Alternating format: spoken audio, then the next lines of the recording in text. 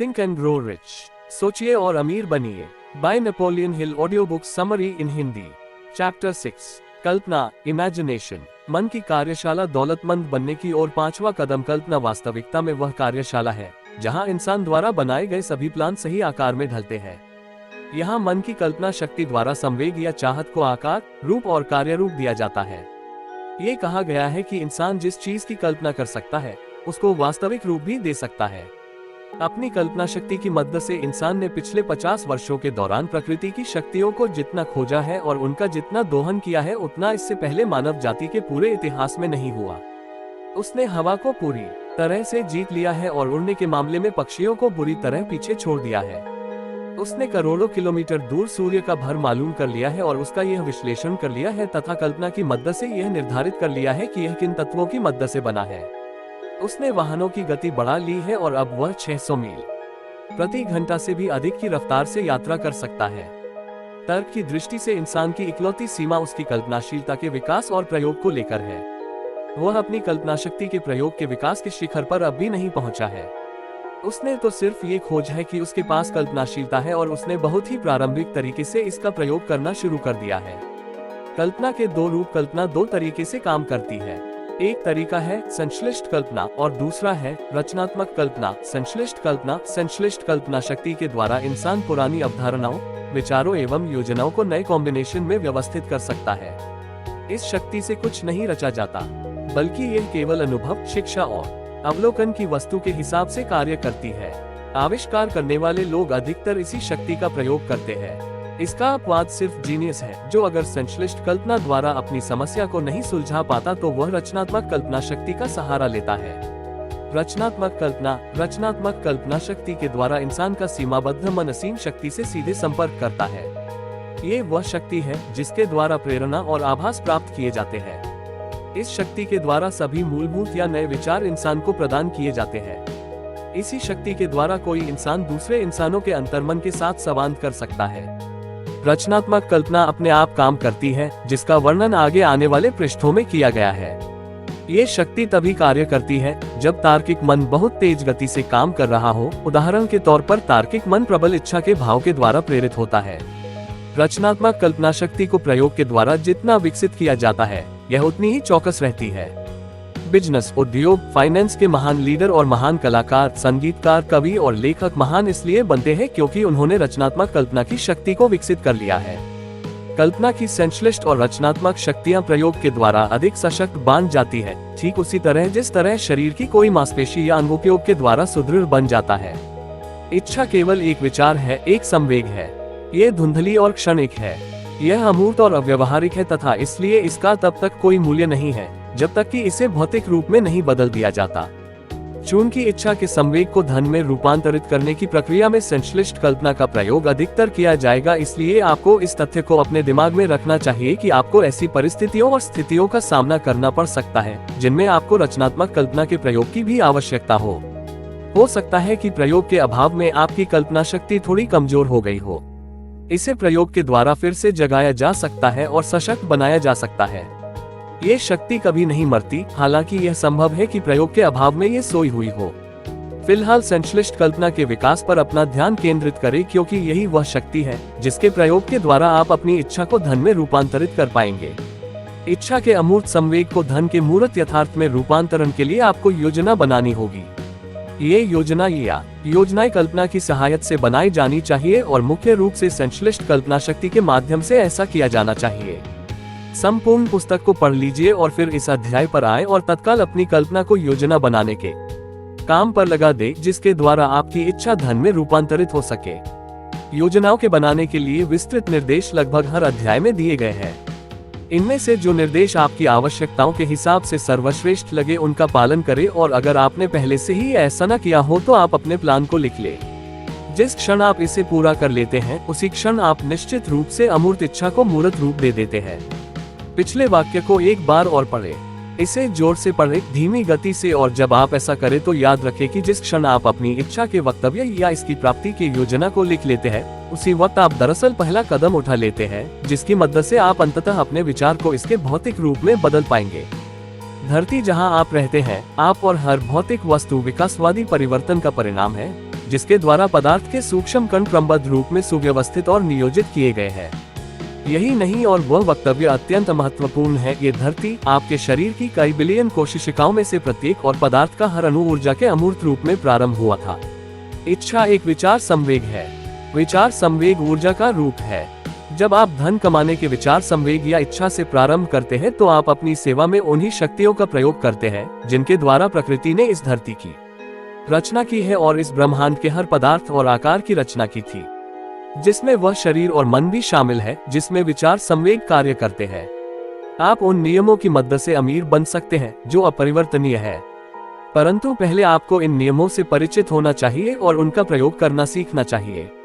लेखक की यह आशा है कि अगर इन सिद्धांतों को बार बार दोहराया जाए और इनका हर संभव कोण से वर्णन किया जाए तो शायद आपके सामने वह रहस्य प्रकट हो जाए जिसके द्वारा ढेर सारी दौलत इकट्ठी की जाती है। वह अजीब और विरोधाभासी लगता है कि यह रहस्य दरअसल रहस्य नहीं है। प्रकृति इसी धरती पर इसका विज्ञापन करती है जिसमें हम रहते हैं।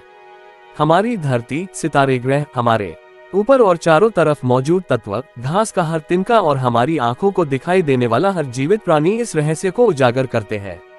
आगे आने वाले सिद्धांत कल्पना की समझ का रास्ता खोल देंगे। जब आप पहली बार इस फिलॉसफी को पढ़े तो आप जितना समझ सके उसे ग्रहण कर ले। इसके बाद इसे दोबारा पढ़े और तब आप पाएंगे कि ऐसा कुछ हुआ है जिस वजह से यह अधिक स्पष्ट हो गई है और तब आपको संपूर्ण स्थिति की अधिक व्यापक समझ प्राप्त होगी। सबसे बड़ी बात ये कि आप इन सिद्धांतों के अध्ययन में न रुके, न ही झिझके जब तक कि आप इस पुस्तक को कम से कम 3 बार पूरा न पढ़ ले, क्योंकि इसके बाद आप इस पुस्तक को पढ़ना कभी बंद नहीं करेंगे। विचार अमीरी का शुरुआती बिंदु है। विचार कल्पना द्वारा पैदा होते हैं। आइए हम कुछ सुपरिचित विचारों का परीक्षण करें जिनसे बहुत सारी दौलत कमाई गई है। ऐसी आशा है कि इन उदाहरणों से आपको उस तरीके के बारे में निश्चित जानकारी मिल जाएगी जिसके द्वारा कल्पना का प्रयोग अमीर बनने में किया जा सकता है। काफी साल पहले एक बूढ़ा देहाती डॉक्टर शहर में आया। उसने अपना घोड़ा बांधा और धीरे से वह एक दवाई की दुकान में पिछले दरवाजे से घुस गया और युवा ड्रग क्लर्क से चर्चा करने लगा। 1 घंटे तक बूढ़ा डॉक्टर और क्लर्क धीरे धीरे बातें करते रहे। फिर डॉक्टर बाहर गया। वह अपनी बग्घी के पास पहुंचा और उसने उसमें से एक बड़ी सी पुरानी केतली, एक बड़ा लकड़ी का पैडल भी जिसका प्रयोग केतली के सामान को हिलाने में किया जाता था, और उसने इन चीजों को स्टोव के पिछवाड़े में रख दिया। क्लर्क ने केतली की जांच की, अपनी अंदर की जेब में हाथ डालकर नोट निकाले और डॉक्टरों को दे दिए। क्लर्क ने डॉक्टर को कुल $500 दिए थे जो उसकी पूरी बचत थी। डॉक्टर ने क्लर्क को एक छोटा सा कागज का टुकड़ा दिया जिस पर एक गोपनीय फॉर्मूला लिखा हुआ था। उस छोटे से कागज पर लिखे हुए शब्द किसी राजा के खजाने के बराबर कीमती थे, परंतु डॉक्टर के लिए नहीं। ये जादुई शब्द केतली का उबलना शुरू करने के लिए आवश्यक थे, परंतु न तो डॉक्टर और न ही क्लर्क ये जानते थे कि इस केतली से कितना अथाह धन बरसेगा। बूढ़ा डॉक्टर केतली को $500 में बेचकर बहुत खुश था। क्लर्क अपने पूरे जीवन की बचत को एक कागज के टुकड़े और एक पुरानी केतली के लिए दांव पर लगाकर बहुत जोखिम ले रहा था। उसने सपने में भी नहीं सोचा था कि उसके निवेश से केतली जब उबलेगी तो उसमें से पिघला हुआ सोना बहेगा जो एक दिन अलादीन के चिराग के चमत्कारी प्रदर्शन को भी पीछे छोड़ देगा। क्लर्क ने दरअसल जो खरीदा था वह एक विचार था। पुरानी केतली और लकड़ी का पैडल तथा कागज पर लिखा हुआ एक गोपनीय संदेश तो साथ में मिले थे। केतली का चमत्कारी प्रदर्शन तब होना शुरू हुआ जब इसके नए मालिक ने गोपनीय निर्देशों के साथ एक ऐसा तत्व मिलाया जिसके बारे में डॉक्टर कुछ नहीं जानता था। सोचकर देखिए, क्या आप बता सकते हैं कि वह क्या था जो उस युवक ने गोपनीय संदेश के साथ मिलाया था जिसकी वजह से केतली से सोना बरसने लगा। यहाँ पर आपको एक ऐसी वास्तविक कहानी बताई जा रही है जो कल्पना से भी अधिक हैरान करने वाली है। तथ्य की कहानी जो एक विचार के रूप में प्रारंभ हुए। आइए हम सोने के उस विशाल ढेर की तरफ देखें जो इस विचार से उत्पन्न हुए। इसने बहुत धन कमाया है और आज भी ये दुनिया भर में उन लोगों को बहुत धन कमा कर दे रहा है जो केतली की सामग्री को करोड़ों लोगों तक पहुंचा रहे हैं। पुरानी केतली आज दुनिया में शक्कर के सबसे बड़े उपभोक्ताओं में से एक है और इस वजह से हजारों लोगों को गन्ना उगाने का, शक्कर बनाने का और बेचने का रोजगार उपलब्ध करा रही है। पुरानी केतली हर साल करोड़ों कांच की बोतलों को काम में लेती है जिससे कांच का काम करने वाले बहुत से लोगों को रोजगार मिलता है।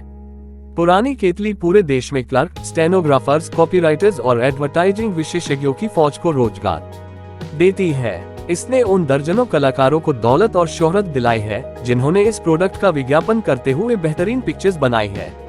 पुरानी केतली एक छोटे से दक्षिणी शहर को दक्षिण की बिजनेस राजधानी बना दिया है, जहां ये प्रत्यक्ष या अप्रत्यक्ष रूप से शहर के हर बिजनेस और हर नागरिक को लाभ पहुंचाती है।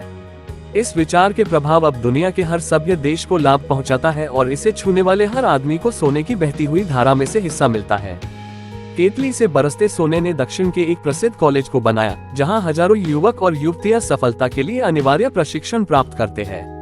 अगर पीतल की यह पुरानी केतली बोल सके तो ये हर भाषा में रोमांस की रोमांचक कहानियां सुनाएगी। प्रेम का रोमांस, बिजनेस का रोमांस, प्रोफेशनल पुरुषों और महिलाओं का रोमांस, जो इसके द्वारा प्रतिदिन प्रेरित होते। लेखक कम से कम एक ऐसे रोमांस के बारे में पूरी तरह से आश्वस्त है, क्योंकि वह इसका एक हिस्सा रहा है और यह उस स्थान से ज्यादा दूर शुरू नहीं हुआ था जहाँ से ड्रग क्लर्क ने पुरानी केतली खरीदी थी। यहाँ पर लेखक अपनी पत्नी से मिला था और उसी ने लेखक को इस जादुई केतली के बारे में पहली बार बताया था। उस समय भी वे इस केतली में उबलने वाला सामान पी रहे थे जब लेखक ने उससे पूछा था, क्या तुम मुझसे शादी करोगी? आप कोई भी हो, आप कहीं भी रहते हो, आप कोई भी काम करते हो, भविष्य में इतना याद रखें कि जब आप कोका कोला शब्द सुने तो आप ये याद कर ले कि दौलत और प्रभाव का ये साम्राज्य एक विचार से शुरू हुआ था और ड्रग क्लर्क आशा कैलेंडर ने उस गोपनीय फॉर्मूले के साथ जो रहस्यमयी तत्व मिलाया था वह था कल्पना। ठहरिए और इसके बारे में एक पल सोचिए। ये भी याद रखें कि अमीरी के जो कदम इस पुस्तक में बताए गए हैं उन्हीं के सहारे कोका कोला का प्रभाव दुनिया के हर शहर, कस्बे, गांव और चौराहों पर फैला है और आपके मस्तिष्क में उत्पन्न होने वाला हर विचार जो कोका कोला की तरह दमदार और संभावनापूर्ण हो, दुनिया भर की प्यास बुझाने वाले इस रिकॉर्ड की बराबरी कर सकता है। अगर मुझे 10 लाख डॉलर मिल जाए तो मैं क्या करूंगा? ये कहानी उस पुरानी कहावत की सच्चाई सिद्ध करती है, जहाँ चाह वहाँ राह। यह मुझे प्रिय शिक्षाविद और धर्मोपदेशक स्वर्गीय फ्रैंक डब्ल्यू गुंसालस ने सुनाई थी, जिन्होंने शिकागो के स्टॉकयार्ड वाले क्षेत्र में धर्मोपदेशक का अपना करियर शुरू किया था। जब गुंसालस कॉलेज में पढ़ता था तो उसे हमारे शिक्षा तंत्र में कई दोष नजर आए। उसे विश्वास था कि अगर वह कॉलेज का प्रमुख बन जाए तो वह इन दोषों को दूर कर सकता है। उसने अपने मन में ये ठान लिया कि वह एक नया कॉलेज बनाएगा, जिसमें वह अपने विचारों को आजमाएगा और शिक्षा के पारंपरिक तरीके से हटकर कुछ करेगा। उसे अपने इस प्रोजेक्ट के लिए 10 लाख डॉलर की जरूरत थी। वह इतनी बड़ी रकम कहां से जुटा पाएगा? यही सवाल उस महत्वाकांक्षी युवा धर्मोपदेशक के विचार में हर पल कौंधता रहता था, परंतु वह इस दिशा में कोई प्रगति नहीं कर पा रहा था। हर रात को वह अपने बिस्तर पर इस विचार के साथ सोता था, हर सुबह इसी विचार के साथ वह नींद से जागता था। वह जहां भी जाता था यह विचार उसके साथ साथ जाता था। वह इसे लगातार अपने दिमाग में बिठाता रहा, जब तक कि यह विचार प्रबल दीवानगी में नहीं बदल गया। दार्शनिक और धर्मोपदेशक होने के कारण डॉक्टर गुंसालस ये बात समझते थे, जो जीवन में सफल होने वाले सभी लोग समझते हैं, कि लक्ष्य की निश्चितता ही वह शुरुआती बिंदु है जहां से इंसान को शुरुआत करनी चाहिए। वे ये भी जानते थे कि लक्ष्य निश्चित हो जाने के बाद वे जीवंत हो जाते हैं, उनमें जीवन और शक्ति का संचार होता है, खासकर तब जब उनके पीछे इस लक्ष्य को इसके भौतिक रूप में रूपांतरित करने की एक धधकती हुई इच्छा हो। वे इन सारी महान सच्चाइयों को जानते थे, परंतु वे यह नहीं जानते थे कि उनके पास 10 लाख डॉलर कहां से आएंगे। आमतौर पर इसका स्वाभाविक तरीका यही होता कि वे हार मान लेते और यह कहकर प्रयास करना छोड़ देते, मेरा विचार तो अच्छा है, परंतु मैं इस बारे में कुछ नहीं कर सकता क्योंकि मैं इसके लिए आवश्यक 10 लाख डॉलर नहीं जुटा सकता। अधिकांश लोगों ने बिल्कुल यही कहा होता, परंतु डॉक्टर गुंसालस ने ऐसा नहीं कहा। उन्होंने जो कहा और उन्होंने जो किया वह इतना महत्वपूर्ण है कि मैं अब उन्हें खुद ही अपनी बात कहने देता हूँ। शनिवार की एक दोपहर में अपने कमरे में बैठा हुआ सोच रहा था कि अपनी योजनाओं को सफल बनाने के लिए मैं किस तरीके से आवश्यक धनराशि जुटाऊंगा। लगभग 2 सालों तक मैं सोचता ही रहा था, परंतु मैंने सोचने के अलावा कुछ नहीं किया था। अब कर्म करने का समय आ चुका था। मैंने तभी अपना मन बना लिया कि मैं एक सप्ताह में 10 लाख डॉलर की राशि जुटा लूंगा। कैसे? मैं ये धनराशि निश्चित समय सीमा में जुटाऊंगा। मुझे आश्वस्त करने वाली एक अजीब सी राहत महसूस हुई, जो मुझे इससे पहले कभी महसूस नहीं हुई थी। मेरे अंदर जैसे कोई कह रहा था, तुम इस निर्णय पर बहुत पहले क्यों नहीं पहुंचे? ये धनराशि लंबे समय से तुम्हारा इंतजार कर रही है। घटनाएं तेजी से हुई। मैंने अखबार वालों को बुलाया और घोषणा की कि मैं अगली सुबह एक व्याख्यान दूंगा जिसका शीर्षक होगा, अगर मेरे पास 10 लाख डॉलर हो तो मैं क्या करूंगा। मैं तत्काल व्याख्यान तैयार करने में जुट गया, परंतु मैं आपको सच बताऊं, ये काम मुश्किल नहीं था क्योंकि मैं इस व्याख्यान को लगभग 2 साल से तैयार कर रहा था। आधी रात के काफी पहले मैंने व्याख्यान लिखना समाप्त कर लिया। मैं बिस्तर पर गया और विश्वास की अनुभूति के साथ सोया क्योंकि मैं देख सकता था कि मेरे पास 10 लाख डॉलर मौजूद थे और मैं उनका स्वामी था। अगली सुबह मैं जल्दी उठा, बाथरूम में गया, व्याख्यान को पढ़ा और अपने घुटने टेके और पूछा कि क्या मेरा प्रवचन किसी ऐसे आदमी का ध्यान आकर्षित कर सकता है जो आवश्यक धनराशि प्रदान कर सके। जब मैं प्रार्थना कर रहा था तो मुझे वही आश्वस्त करने वाली अनुभूति एक बार हुई कि धनराशि आने ही है। मैं इतना रोमांचित था कि मैं व्याख्यान को साथ ले जाना भूल गया और मुझे ये बात तब तक पता नहीं चली जब तक कि मैं श्रोताओं के सामने खड़ा होकर उसे शुरू करने के लिए तैयार नहीं हो गया। अब अपने नोट्स लाने का वक्त नहीं था और उन्हें घर पर भूल आना मेरे लिए वरदान साबित हुआ। नोट्स के बजाय मेरे अंतर्मन ने मुझे मेरी जरूरत का सारा सम्मान प्रदान किया। जब मैं अपना प्रवचन शुरू करने के लिए खड़ा हुआ तो मैं अपनी आंखें बंद कर ली और मैं अपने सपनों के बारे में अपने दिल और आत्मा से बोला। मैंने ईश्वर से भी बात की। मैंने बताया कि अगर यह धनराशि मेरे हाथों में रख दी जाए तो मैं $10 लाख से क्या कर सकता था। मैंने वह योजना विस्तार से बताई जो मेरे मन में थी। मैंने बताया कि मैं किस तरह की महान शैक्षणिक संस्था बनाने जा रहा हूं, जहां युवा लोग व्यवहारिक चीजें करना सीखेंगे और साथ ही उनके मस्तिष्क का विकास भी होगा। जब मैंने भाषण समाप्त कर लिया और मैं बैठ गया तो पीछे की तीसरी पंक्ति से एक आदमी धीमे से अपनी कुर्सी से उठा और मेरी तरफ आगे बढ़। मैं हैरान था कि वह क्या करने के लिए मेरे पास आ रहा है। वह मंच पर आया, उसने अपना हाथ बढ़ाया और कहा, मुझे आपका भाषण पसंद आया। मुझे विश्वास है कि आपने जो कहा है वह आप सचमुच कर सकते हैं, बशर्ते आपके पास $10 लाख हो। ये सिद्ध करने के लिए आप में और आपके प्रवचन में मुझे विश्वास है। मैं आपको $10 लाख दे सकता हूं अगर आप कल सुबह मेरे ऑफिस में आ जाए।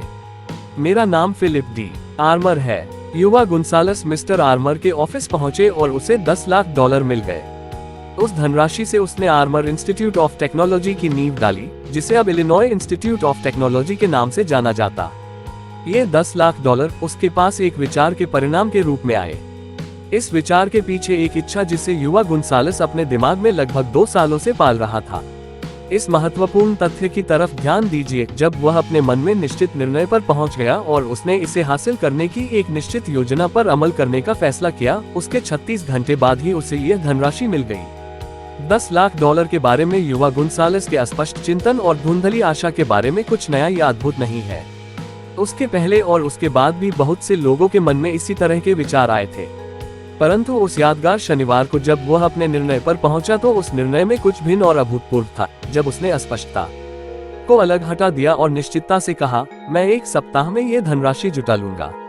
इससे भी बड़ी बात यह है कि जिस सिद्धांत ने डॉक्टर गुंसालस को $10 लाख दिलाए थे, वह सिद्धांत आज भी जीवित है। ये सिद्धांत आपके लिए भी काम कर सकता है। यह शाश्वत नियम आज भी उतने ही काम का है जितना कि यह पहले उस युवा धर्मोपदेशक के काम का था जिसे अपने इरादों में जबरदस्त कामयाबी मिली थी। ये सोचे कि आशा कैलेंडर और डॉक्टर फ्रैंक के बीच में एक बात समान थी। दोनों ही इस प्रबल सत्य को जानते थे कि निश्चित योजना की शक्ति के द्वारा विचारों को नकदी में बदला जा सकता है। अगर आप उन लोगों में से हैं जो यह विश्वास करते हैं कि सिर्फ कड़ी मेहनत और ईमानदारी से ही अमीरी आ जाएगी, तो इस विचार को अपने दिमाग से निकाल दे। ये सच नहीं है। अमीरी जब भी प्रचुरता में आती है तो ये सिर्फ कड़ी मेहनत की बदौलत नहीं आती। अमीरी निश्चित मांग की प्रतिक्रिया के स्वरूप आती है और यह कुछ निश्चित सिद्धांतों के प्रयोग पर आधारित है।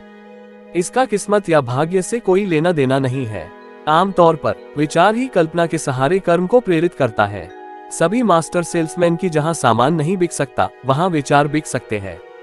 औसत सेल्समैन इस बात को नहीं जानते, इसलिए वे औसत सेल्समैन होते हैं। कम कीमत की पुस्तकों के एक प्रकाशक ने एक खोज की जो आमतौर पर सभी प्रकाशकों के लिए महत्वपूर्ण साबित हो सकती है।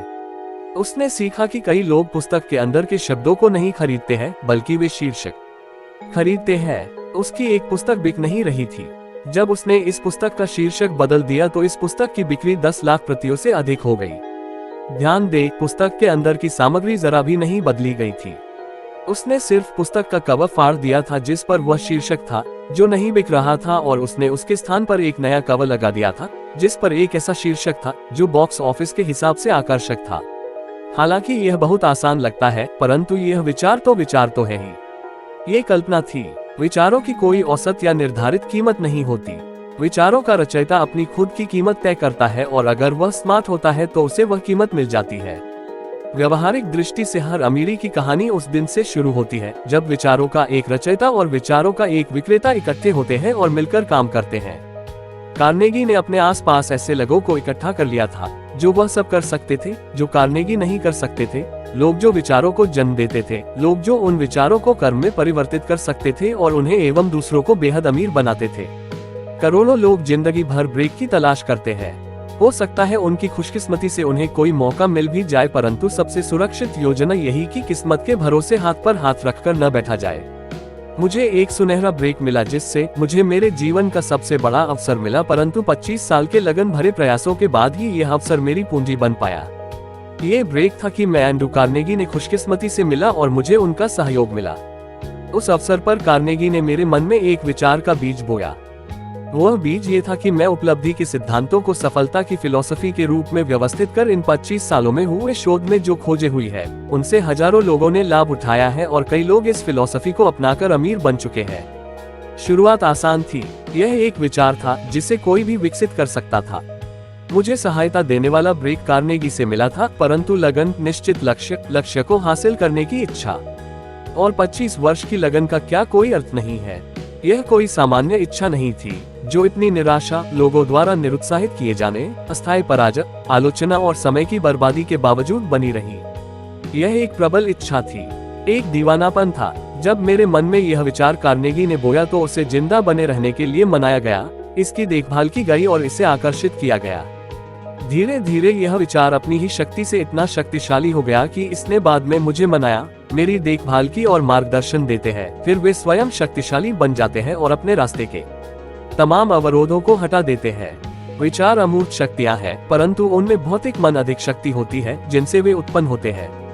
उनमें जिंदा बने रहने की शक्ति है और यह शक्ति तब भी बनी रहती है जबकि उन्हें जन्म देने वाला मन धूल में मिल चुका होता है। एंड्रू कार्नेगी की तरह साउथवेस्ट एयरलाइन के फाउंडर में से एक हर्ब केल्हेर विचारों को बेचने वाला के एक बेहतरीन उदाहरण है। उस वक्त वह सैन एंटोनियो, टेक्सास में एक वकील के रूप में कार्यरत थे जब उस अमूल्य विचार के निर्माता रोलर किंग ने अपनी नई एयरलाइन की शुरुआत करने के लिए उनसे मदद मांगी। रोलिंग किंग एक इन्वेस्टमेंट सलाहकार थे, साथ ही साथ वे एक बिना प्रॉफिट वाली एक हवाई चार्टर सेवा चलाते थे जो टेक्सास के छोटे शहरों में चलती थी। उस समय अमेरिका में जो लोग हवाई यात्रा करते थे वे व्यावसायिक अधिकारी हुआ करते थे या फिर अमीर लोग। किंग तब निराश हो जाया करते थे जब उन्हें टेक्सास में एक स्थान से दूसरे स्थान हवाई करनी होती थी और उन्हें सीट नहीं प्राप्त होती थी। इसके अलावा उस समय हवाई यात्रा के दाम बहुत अधिक थे। उन्हें ऐसा महसूस हुआ कि टेक्सास के 3 बड़े शहरों में एक एयरलाइन की शुरुआत करने की सख्त जरूरत है। किंग को ये बात अच्छी तरह से पता था कि उसकी यह छोटी एयरलाइन इस कार्य को ढंग से पूरा करने में असमर्थ है, इसलिए उसे एक नई एयरलाइंस की जरूरत है। उसने ढंग से इन सब का अध्ययन किया और एक बिजनेस प्लान बनाया। उसने $10,000 लिया और अपने वकील हर्ब केल्हेर के पास एयर साउथवेस्ट के लिए जरूरी कागजी काम कराने के लिए पहुंचा। एयर साउथवेस्ट, जिसका बाद में नामकरण साउथवेस्ट एयरलाइंस हुआ। पहले तो केल्हेर उलझन में पड़ गए, फिर उन्होंने किंग के साथ और अधिक धन जुटाने के लिए और राजनीतिक सहयोग हासिल करने के लिए काम किया। 20 फरवरी 1968 को टेक्सास एरोनॉटिक्स कमीशन ने 3 शहरों में उड़ान भरने की साउथवेस्ट की पिटीशन को मंजूरी दे दी। तथापि 21 फरवरी को प्रतिस्पर्धी एयरलाइन ब्रुनेट, ट्रांस टेक्सास एंड कॉन्टिनेंटल ने इस आदेश पर अस्थायी रोक लगा दी। केल्हेर का एयरलाइन के लिए उत्साह ही था, जिसके द्वारा उसने अपने वकालत कौशल से उस मुकदमे में जीत हासिल की। विरोध इस बात को लेकर मुकदमा लड़ रहे थे कि टेक्सास को कोई नई कंपनी की जरूरत नहीं है। इसके लिए साउथवेस्ट को 3.5 साल का इंतजार करना पड़ा। इसमें उन्हें 3 कोर्ट के चक्कर लगाने पड़े, तब जाकर वे विरोधियों को गलत साबित कर पाए और एयरलाइन की शुरुआत करने के लिए जरूरी आज्ञा ले पाए। अलबत्ता उन्होंने एक अच्छी शुरुआत की, पर यह पर्याप्त नहीं थी। कंपनी को पहले वर्ष $37 लाख का नुकसान हुआ और यह नुकसान अगले वर्ष और उसके बाद अगली छमाही तक जारी रहा। साउथवेस्ट दाम रखना चाहता था और अपने मूल गोल के साथ समझौता किए बिना अपने ग्राहकों को आकर्षित करना चाहता था। उनका एक नवपरिवर्तन पीक और ऑफ पीक एयरलाइन के दाम रखना भी था और दूसरा 10 मिनट टर्नअराउंड था। एयरलाइन के लैंड होने के बाद हर प्लेन गेट के सामने खड़ा हो जाता, सुरक्षा कर्मी द्वारा जांचा जाता, यात्री उतरते और फिर नए यात्री बैठ जाते तथा एयरलाइन मात्र 10 मिनट में गेट छोड़ देता। इस कार्य में पहले मिनट लगा करते थे। इस 10 मिनट टर्नअराउंड ने 3 प्लेन की इस एयरलाइन को व्यस्त रखने और अपना टाइम परफॉर्मेंस सुधारने में मदद करता। अपना बहुत कम बजट होने के कारण वे इसका प्रचार सामान्य मीडिया के माध्यमों से नहीं कर पा रहे थे, इसलिए उन्होंने एयरलाइन को प्रमोट करने के लिए एक व्यक्ति से दूसरे व्यक्ति का फैसला किया। इसको जारी रखने के लिए कंपनी ने अपनी हटके इमेज बनाई। ग्राहक उनका भगवान है, उन्होंने इस सूक्ति पर काम किया। फ्लाइट के कर्मचारियों को सिखाया गया कि किस तरह ग्राहकों को प्यार और देखभाल करनी है। कंपनी का स्लोगन रखा गया, अब कोई और भी है जो आपसे मोहब्बत करता है।